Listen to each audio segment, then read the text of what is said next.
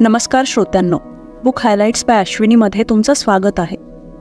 आज आपण अंकुर वारिकू यांच्या गेट इपिक शिट डन या पुस्तकाची समरी ऐकणार आहोत. या पुस्तकात अंकुर वारिकूने तरुणपणात समजलेल्या गोष्टींबद्दलचे त्यांचे अनुभव शेअर केलेले आहेत. तरुणाईच्या सुरुवातीच्या काळात अनेक आव्हानं असतात. तुम्हाला आयुष्य, करिअर, नातेसंबंध आणि स्वतःबद्दल खूप काही शिकायचं असतं. यावेळी तुम्ही घेतलेले निर्णय तुमचं आयुष्य ठरवतात. तुम्ही तुमच्या प्रवासावर नियंत्रण ठेवता, पण याचा अर्थ असा नाही की आपण इतरांकडून जीवनाबद्दल काही शिकू शकत नाही.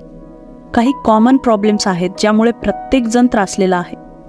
इतरांचे अनुभव जाणून घेतल्यास अडचणीतून कसं बाहेर पडायचं हे आपण समजू शकतो.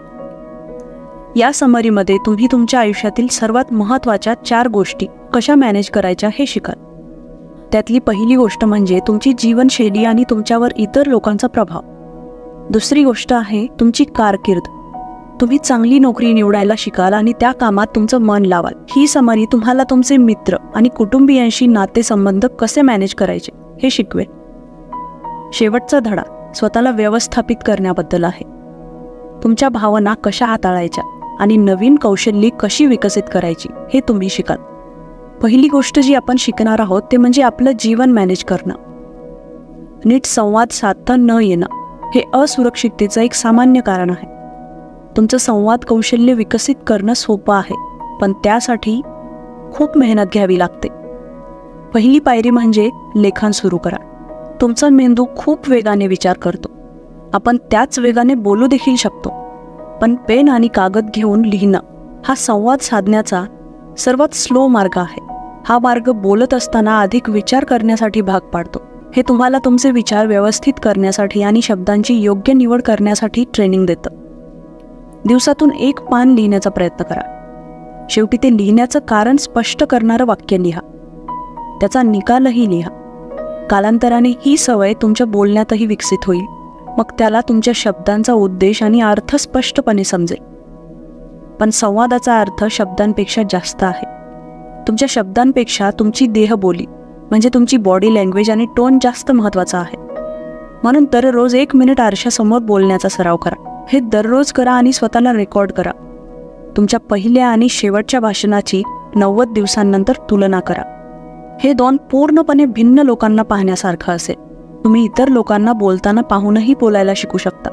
एक चांगला संभाषण करणारा व्यक्ती निवडा आणि त्यांची बोलण्याची पद्धत आणि देहबोली समजून घेण्याचा प्रयत्न करा. त्यांची कॉपी करण्यात काहीच चुकीचं नाही. चांगला संवाद साधण्यामध्ये सक्षम होण्यासाठी शेवटची टिप म्हणजे चांगलं ऐकणं. जेव्हा दुसरी व्यक्ती बोलत असते तेव्हा आपल्यापैकी बरेच जण कसा प्रतिसाद द्यायचा याचा विचार करत असतात, पण तो काय बोलतो याकडे आपण फार कमी लक्ष देतो. तुमची अधीर राहण्याची सवय तुमचा संवाद आणखीनच खराब करते. जेव्हा तुम्ही इतरांचं चांगलं ऐकण्यास सुरुवात करता तेव्हा तुम्हाला अचानक तुमच्या कौशल्यांमध्ये सुधारणा दिसू लागते. संभाषण असो किंवा इतर कोणतंही कौशल्य असो, लोक नेहमीच स्वतःची इतरांशी तुलना करतात. आपण इतरांपेक्षा चांगले की वाईट यानुसार आपण आपले महत्त्व स्वतः ठरवतो. चुकीची विचारसरणी म्हणजे आपणही इतरांसारखं होऊ शकतो यावर विश्वास ठेवणं. तुम्ही ज्याच्याशी तुमची तुलना करता त्याचा भूतकाळ तुमच्यापेक्षा वेगळा आहे.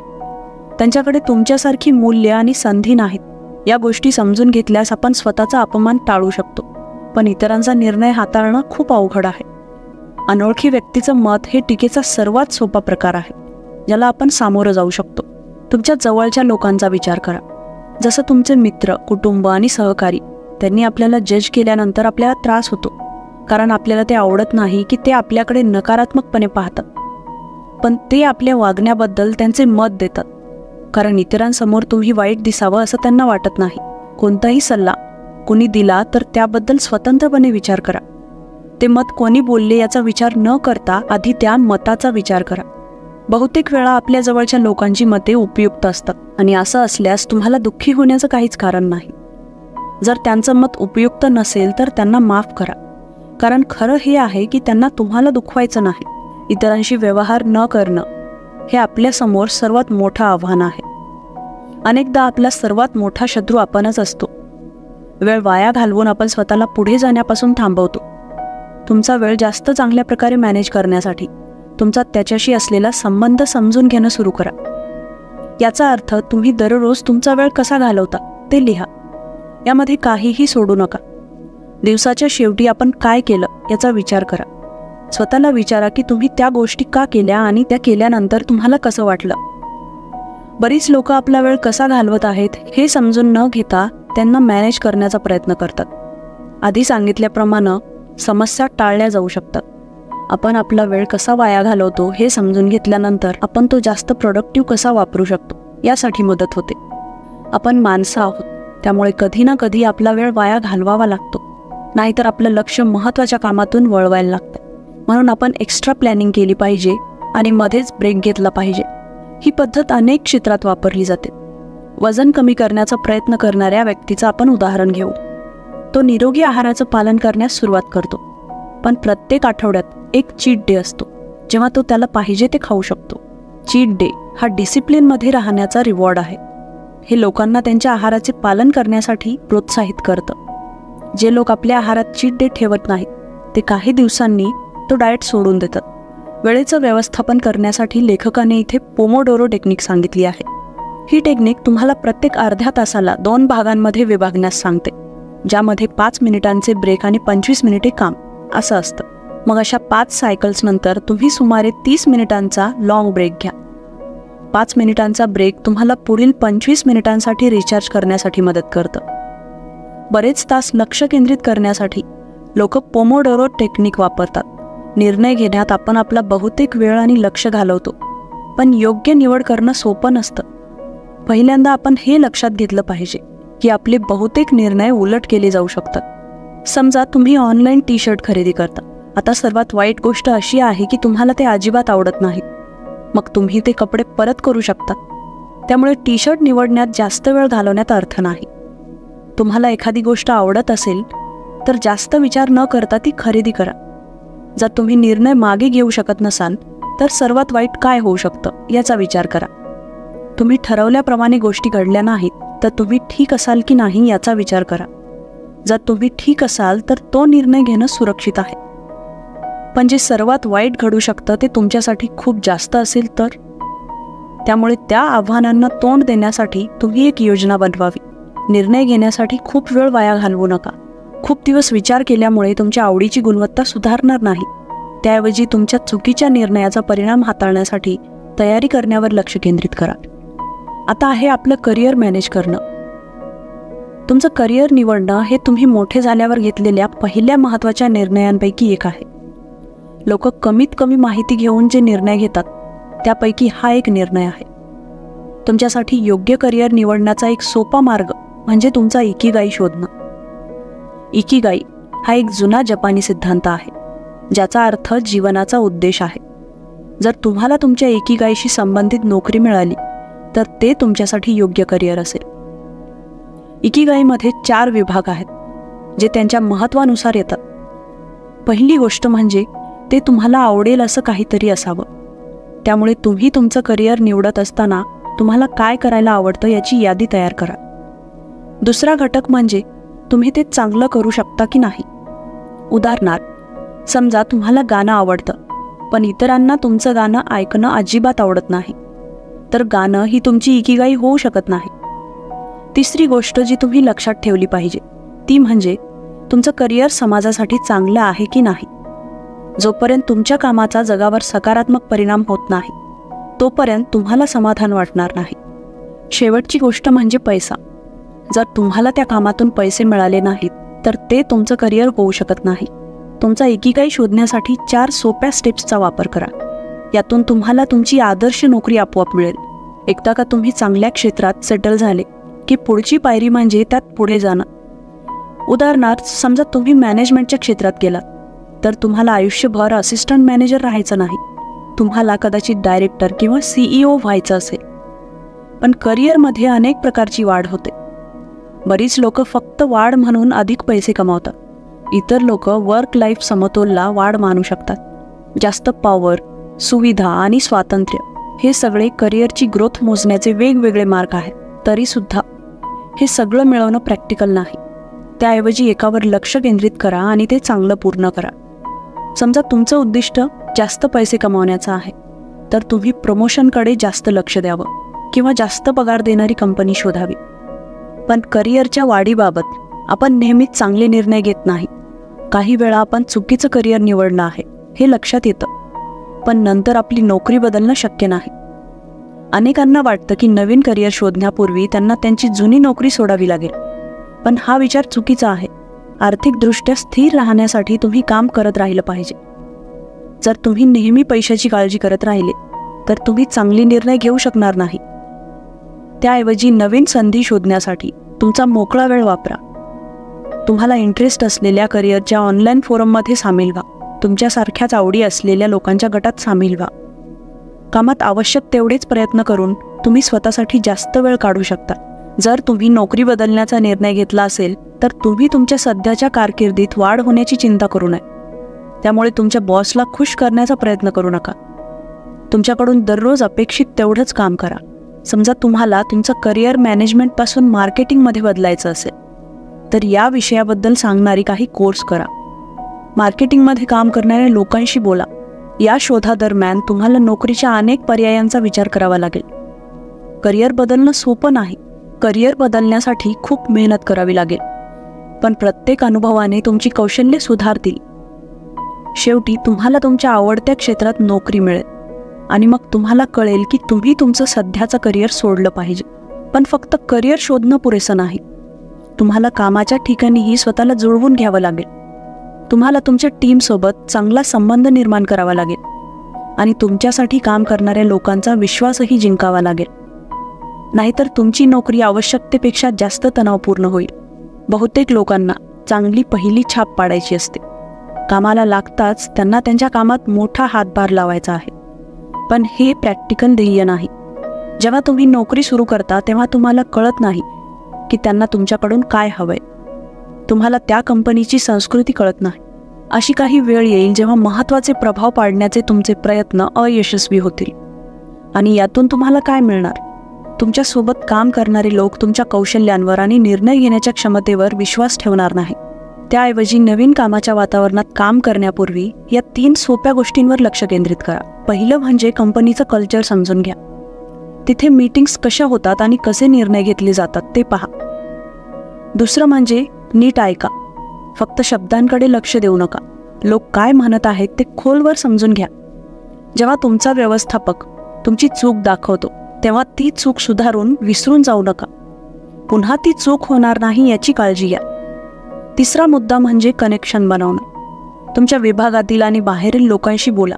त्यांच्याशी चांगले संबंध निर्माण करण्याचा प्रयत्न करा. त्यांच्या जीवनात आणि समस्यांमध्ये इंटरेस्ट घ्या. यशस्वी करिअर घडवणं महत्त्वाचं असलं तरी ते पुरेसं नाही. 2012 100 रुपये असलेल्या वस्तूंची किंमत 2022 160 रुपये होईल, जी त्यापेक्षा 60% जास्त आहे. पण या 10 वर्षांत भारतातील उत्पन्न फक्त 30% वाढलेलं असतं. जरी तुमची नोकरी तुम्हाला चांगला मोबदला देत असेल तरीही तुम्ही पारंपरिक करिअरमधून आर्थिक स्वातंत्र्य मिळवू शकत नाही. त्यामुळे कर्मचाऱ्यांनीही पैसे कमावण्याचे इतर मार्ग शोधलेच पाहिजे. पैसे कमावण्याचे अनेक मार्ग शोधणे म्हणजे इमारत बांधण्यासारखं आहे. त्याचे अनेक मजले पैसे कमावण्याच्या तुमच्या वेगवेगळ्या मार्गांचं प्रतिनिधित्व करतात, पण ते सर्व मजबूत पायावर बांधले जाणं हे देखील आवश्यक आहे. तो पाया म्हणजे पैसा कमावण्याचा तुमचा स्थिर प्रकार. बहुतेक हा तुमच्या नोकरीचा पगार आहे. तुमची सध्याची नोकरी सांभाळण्यासाठी तुम्हाला आवश्यक तेवढा वेळ द्या. मग तुमचा मोकळा वेळ पैसे कमावण्याचे इतर मार्ग शोधण्यासाठी वापरा. तुमच्या छंदातून पैसे मिळवण्याचा प्रयत्न करा. तुम्हाला वाटतं त्यापेक्षा जास्त संधी तुमच्याकडे आहेत. उदाहरणार्थ, समजा तुम्हाला वाचनाची आवड आहे. तुम्हाला पुस्तके वाचण्यासाठी कोणी पैसे देणार नाही, पण त्या पुस्तकांचं पुनरावलोकन करण्यासाठी आणि त्या पुस्तकांचे सारांश तयार करण्यासाठी जगात लोकांची गरज आहे. यामध्ये तुम्ही पैसे कमावण्याचे 3 मार्ग शोधू शकता. पैसे कमावण्याचे नवीन मार्ग शोधल्यामुळे तुम्हाला चांगले परिणाम मिळतील याची शाश्वती नाही, पण तुम्ही काहीही कमावलं नसलं तरीही तुम्ही तुमच्या छंदाबद्दल काहीतरी शिकू शकाल. आणि जर तुम्ही प्रयत्नही केले नाहीत तर तुम्हाला पैसे कमावण्याचे वेगवेगळे मार्ग कधीच सापडणार नाहीत. लक्षात ठेवा की दीर्घ काळासाठी वेगवेगळ्या गोष्टींचा प्रयत्न केल्यामुळे चमत्कार होऊ शकतात. आता आपण लोकांच्या व्यवस्थापनाबद्दल समजून घेऊ. नाही म्हणणं हे कोणत्याही नातेसंबंधातील सर्वात मोठं आव्हान आहे. आपण कधीकधी अशा गोष्टीसाठी सहमती देतो ज्यामुळे आपल्याला थकवा येतो किंवा अस्वस्थ वाटतं. यामुळे कामावर आणि घरी निराशा होऊ शकते. पण आपण नाही म्हणायला का घाबरतो? असं घडतं कारण आपली संस्कृती आपल्याला शिकवते की होय म्हणणं हे प्रतिभा आणि क्षमतेचं लक्षण आहे. आपल्याला शिकवलं जातं की नाही म्हणणं म्हणजे काम नीट न करणं किंवा कमी प्रेरणा असणं. या व्यतिरिक्त इतर लोक काय विचार करतील याची आपल्याला काळजी वाटते. तुमच्या जवळच्या लोकांना नाही म्हणण्यात सक्षम नसणं हे दाखवतं की तुम्ही स्वतःसाठी स्पष्ट सीमा निश्चित केल्या नाहीत. वेगवेगळे दृष्टिकोन असलेल्या लोकांसहित आनंदी राहण्यासाठी लिमिट्स तयार करणं महत्त्वाचं आहे.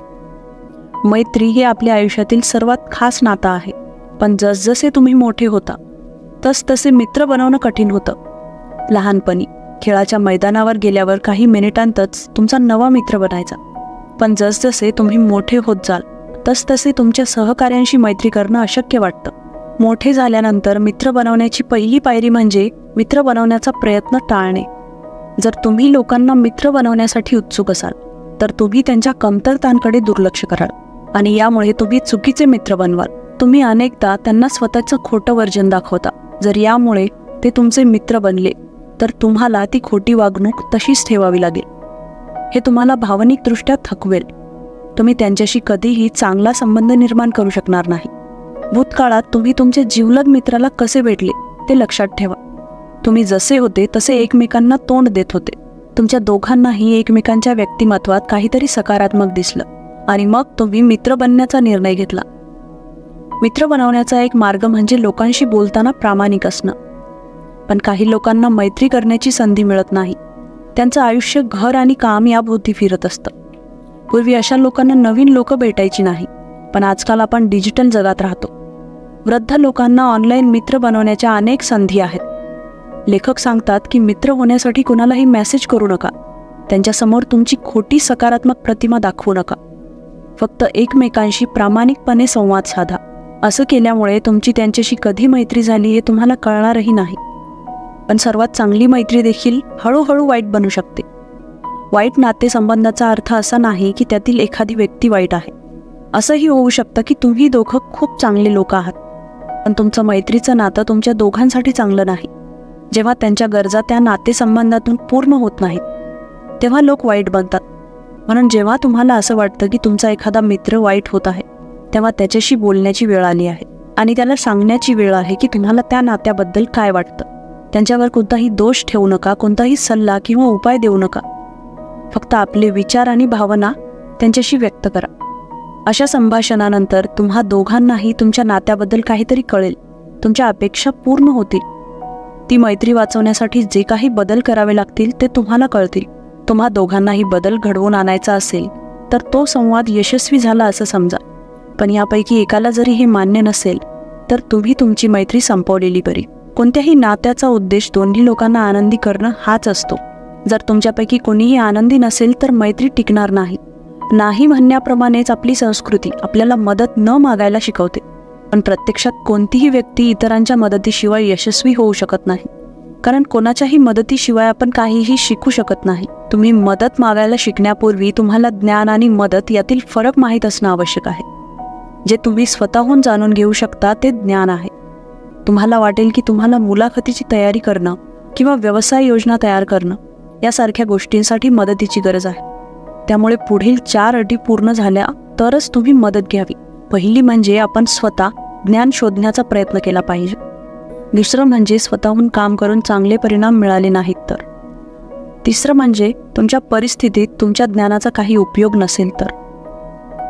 चौथं आहे तुम्हाला पुढे काय करायचं आहे याची कल्पना नसेल तर. प्रयत्न न करता इतरांची मदत मागणं योग्य नाही.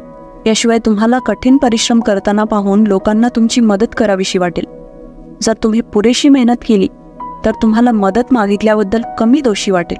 पण जेव्हा तुम्ही कुणाला मदतीसाठी विचाराल तेव्हा स्पेसिफिक राहा. उदाहरणार्थ तुम्हाला उद्योजक व्हायचं असेल तर तुम्ही इतर यशस्वी व्यावसायिकांकडून मदत मागू शकता. समजा तुम्ही त्यांना मार्केटिंग, फंड रेझिंग आणि टीम बिल्डिंगबद्दल सल्ला विचारण्यासाठी मेसेज केला तर ते तुम्हाला इतक्या विषयांवर कशी मदत करू शकतील. ते तुम्हाला फक्त जनरल ॲडवाईस देतील ज्याचा व्यावहारिक उपयोग होणार नाही. त्याऐवजी जेव्हा तुम्ही प्रश्न विचारता तेव्हा CAR मॉडेल वापरा. CAR म्हणजे कंटेक्स्ट, ॲक्शन आणि रिझल्ट. कंटेक्स्ट म्हणजे संदर्भ, म्हणजे तुमच्या व्यवसाय योजनेचा तपशील. ॲक्शन म्हणजेच कृती, म्हणजे ती योजना पूर्ण करण्यासाठी पावलं उचलणं. रिझल्ट्स म्हणजे परिणाम, जे तुमच्या कृतीचा परिणाम असतात. आता तुम्ही तुमच्या मदतीसाठी तज्ज्ञांना स्पेसिफिक डिटेल्स दिल्यास तो तुमची समस्या समजून घेण्यासाठी सक्षम असेल आणि विशिष्ट सल्ला देऊ शकेल. जेव्हा तुम्ही मदतीसाठी विचाराल तेव्हा ते समोरच्या व्यक्तीसाठी स्पष्ट आणि सोपं करा. आता आपण समजून घेऊ की स्वतःला मॅनेज कसं करायचं. आजच्या जगात सर्व काही खूप वेगाने घडत आहे. तुम्ही काही मिनिटातच स्वतःच्या घरी अन्न मागवू शकता. आज मनोरंजनाचे इतके सोर्सेस आहेत की ते शोधण्यासाठी फक्त काही सेकंद लागतात. अशा जगात राहून लोकांचा संयम दिवसेंदिवस हरवत चाललाय. तुम्ही तुमच्या आजूबाजूच्या जगाशी संयम गमावला असेल, पण संयमाचं कौशल्य विकसित करणं टाळण्यासाठी हे एक कारण नाही. सरावाने हे साध्य करता येतं. तुम्ही खरेदी करता त्यासारख्या साध्या गोष्टींपासून सुरुवात करा. तुम्हाला जेवण ऑर्डर करायचे तर 60 मिनिटांसाठी तुमच्या भुकेकडे दुर्लक्ष करण्याचा प्रयत्न करा. अशा गोष्टींना उशीर करून तुम्ही तुमच्या मनाला आणि शरीराला वाट पाहण्याची ट्रेनिंग देता. तुमचा मेंदू तुम्हाला हवं ते ताबडतोब मिळवण्याच्या गरजेशी लढू लागतो. जसजसं तुम्ही वाट पाहण्यात जास्त चांगले व्हाल तसतसं तुम्ही लोकांसोबत जास्त धीर धराल. पण तुम्हाला प्रश्न पडत असेल की यासाठी कोणता सराव आवश्यक आहे का? सगळं काही झटपट मिळत असेल तर वाट पाहण्यात वेळ वाया घालवण्याची काय गरज? याचं कारण म्हणजे तुम्हाला तुमच्या करिअरमध्ये यश आणि चांगला जीवनसाथी लगेच मिळू शकत नाही. आयुष्यातील चांगल्या गोष्टींना वेळ लागतो. धीराशिवाय तुम्हाला दीर्घकालीन चांगलं आरोग्य, पैसा आणि आनंद कधीच मिळणार नाही. संयमाप्रमाणेच राग व्यवस्थापन म्हणजेच अँगर मॅनेजमेंट हे देखील वैयक्तिक विकासासाठी एक महत्त्वाचं कौशल्य आहे. हे यशस्वीरित्या मॅनेज करण्यासाठी तुम्हाला राग का येतो हे माहीत असणं गरजेचं आहे. सहसा जेव्हा तुमच्या काही गरजा पूर्ण होत नाहीत तेव्हा असं घडतं. उदाहरणार्थ, समजा 2 लोक बसमध्ये एका जागेसाठी भांडत आहेत, पण त्यांना जागा मिळाली नाही म्हणून ते रागावलेले नाहीत. दोघंही खूप मेहनत घेत आहेत. त्यांना वाटतं की ते जीवनात अधिक पात्र आहेत, तरीही त्यांना त्यांच्या कामाचे परिणाम दिसत नाहीत, म्हणून ते त्यांच्या पात्रतेची वागणूक मिळवण्यासाठी सीटसाठी लढतात. जेव्हा केव्हा तुम्हाला राग यायला लागतो तेव्हा स्वतःला थांबवण्याचा प्रयत्न करा. 10 वेळा दीर्घ श्वास घ्या. मग लक्षात ठेवा की तुम्हाला राग का आला. खोलवर विचार करा आणि तुमच्या कोणत्या गरजा पूर्ण होत नाहीत हे ओळखा. तुम्हाला तुमचे विचार लिहावे लागतील. जर हे शक्य नसेल तर थेरपिस्टची मदत घ्या. एकदा तुम्हाला काय हवं आहे हे कळालं तर तुमचा राग संपेल. हे ऐकायला तुम्हाला विचित्र वाटेल, पण तुमची एकही इच्छा पूर्ण झाली नाही हे सांगण्याचा रागाचा उद्देश असतो. त्या समस्यांवर उपाय शोधल्यावर तुम्हाला राग येणार नाही. आणखी एक महत्त्वाचा गुण जो प्रत्येक प्रौढ व्यक्तीकडे असायला हवा तो म्हणजे अपयशातून परत येण्याची क्षमता. लहानपणी आपण हे सहज करायचो, पण जसजसे आपण मोठे होत होतो तसतसं कोणतंही अपयश किंवा तोटा सांभाळणं कठीण होतं. हे घडतं कारण आपण हे समजू लागतो की आपण मोठे होत असताना आयुष्य अधिक कठीण होत चाललंय. आता तुम्हाला काळजी वाटते की तुम्हाला यश मिळवण्याची दुसरी संधी मिळणार नाही. या मानसिकतेतून बाहेर पडण्याची पहिली पायरी म्हणजे यशाला यशाची जोड देणं थांबवा. त्याऐवजी ते तुमच्या प्रगतीनुसार मोजा. आपण परिणामांद्वारे प्रगती मोजतो. त्याची श्रेणी क्रीडा पदक जिंकण्यापासून परीक्षेमध्ये पास होण्यापर्यंत असू शकते, पण परीक्षेचा अभ्यास करताना तुमच्या मानसिक क्षमतांचाही विकास होतो. एखाद्या खेळासाठी प्रशिक्षण घेताना तुम्ही मजबूत बनता, त्यामुळे तुम्ही हरलात तरीही तुम्ही प्रगती केली आहे जी तुमच्या लक्षातही येत नाही. म्हणूनच जेव्हा तुम्ही आयुष्यात अपयशी ठराल तेव्हा निकालावर लक्ष केंद्रित करू नका, तर त्या प्रवासाचा विचार करा ज्याने तुम्हाला तिथं आणलं. जर तुम्ही स्वतःला सुधारण्यासाठी काम केलं असेल तर तुमच्याकडे नेहमी अभिमान वाटेल असं काहीतरी असेल. निरोगी झोपेची दिनचर्या देखील प्रौढांसाठी संघर्ष करणारी गोष्ट आहे. तरुणपणी झोपेचं महत्त्व आपल्याला अनेकदा समजत नाही. यावेळी आपल्याला आपलं जीवन मोकळेपणाने जगायचं असतं. तुमच्या बालपणाचा विचार करा. तुमचा रोजचा दिनक्रम योग्य होता. तुमच्या अभ्यासाची, खेळण्याची आणि झोपण्याची ठराविक वेळ होती. त्या शेड्यूलने तुम्हाला सर्व काही मॅनेज करण्यासाठी मदत केली. आपल्या प्रौढ जीवनातही याच गोष्टी लागू करा. रुटीनचे अनेक फायदे आहेत, हे कोणीही नाकारू शकत नाही. आपल्याला झोपेची गरज आहे हे देखील एक सत्य आहे ज्यावर कुणीही वाद घालू शकत नाही. मन आणि शरीर निरोगी ठेवणं खूप महत्त्वाचं आहे. नित्यक्रम केल्यामुळे तुमच्या झोपेची गुणवत्ता सुधारते. यामुळे तुमच्या शरीराला विश्रांतीसाठी निश्चित वेळ मिळतो. यानंतर तुम्ही आरामात उठू शकाल. आपल्यापैकी बरेच जण काम सुरू करण्यापूर्वी थोडा वेळ अलार्म सेट करतात, पण यामुळे तुम्ही सकाळी लवकर उठता. यामुळे तुमचं शरीर आणि मन याचं संतुलन बिघडतं. दिवसाची सुरुवात खराब झाल्यामुळे तुमचा संपूर्ण दिवस खराब होतो. आरामात उठायचं असेल तर लवकर उठावं लागेल. आपल्यापैकी बऱ्याच जणांनी अलार्म लावून सकाळी लवकर उठण्याचा प्रयत्न केला असेल, पण आपण नेहमी काही दिवसांनी असं करणं थांबवतो. असं घडतं कारण आपलं शरीर अचानक झालेल्या बदलांशी जुळवून घेऊ शकत नाही. समजा तुम्ही सहसा 8 वाजता उठताय आणि आता तुम्हाला 6 वाजता उठायचं असेल, तर 7:50चा अलार्म सेट करून सुरुवात करा. पण 1 आठवड्यानंतर 7:40 वाजता उठणं सुरू करा. तुम्ही तुमचं ध्येय गाठेपर्यंत हे करत राहा. या तंत्राचा उपयोग कोणतीही नवीन सवय लावण्यासाठी केला जाऊ शकतो. दीर्घकाळासाठी सातत्याने छोटे बदल करत राहा. यातून चांगले परिणाम मिळतील याची खात्रीच आहे. सवय लावण्यातील एक आव्हान म्हणजे आपण बहाणा करू लागतो. समजा तुम्हाला व्यायाम सुरू करायचा आहे, मग एके दिवशी तुम्ही जरा उशिराच उठता. तोपर्यंत सगळे जागे होतात आणि तुम्हाला जिमच्या कपड्यांमध्ये आणि जिमची बॅग घेऊन त्यांच्यासमोर जायला लाज वाटते, म्हणून तुम्ही घरीच राहता. जीवनात चांगल्या सवयी लागू नयेत यासाठी तुमच्याकडे अनेक कारणं असतील, म्हणून ती कारणं बाजूला ठेवण्याचा प्रयत्न करा. तुमच्या खोलीतच पुशअप्स करा. काही जिमची इक्विपमेंट्स ऑनलाईन खरेदी करा आणि ती घरी ठेवा. यूट्यूबवर व्यायामाचे व्हिडिओ पहा. तुमच्या ध्येयापासून तुमचं लक्ष विचलित करणाऱ्या गोष्टी दूर करण्यासाठी तुम्ही जे काही करू शकता ते करा. आपण जे काही करतो ते आपल्या समाधानासाठी आणि आनंदासाठी. त्या गोष्टी तुमच्या आयुष्यात कशा येतील हे फक्त तुम्हालाच माहीत आहे. या समरीत तुम्ही तुमची स्वप्न सत्यात उतरवण्याच्या टूल्सबद्दल शिकलात. आता निवड तुमच्या हातात आहे. त्यामुळे काहीतरी महान साध्य करण्यासाठी तुम्ही नक्कीच कृती करायला हवी. ही समरी इथेच संपते. समरी आवडल्यास नक्की लाईक, शेअर आणि कमेंट करा. चॅनलवर नवीन असाल तर सबस्क्राईब करा आणि सोबतच बेल नोटिफिकेशन ऑन करायला विसरू नका.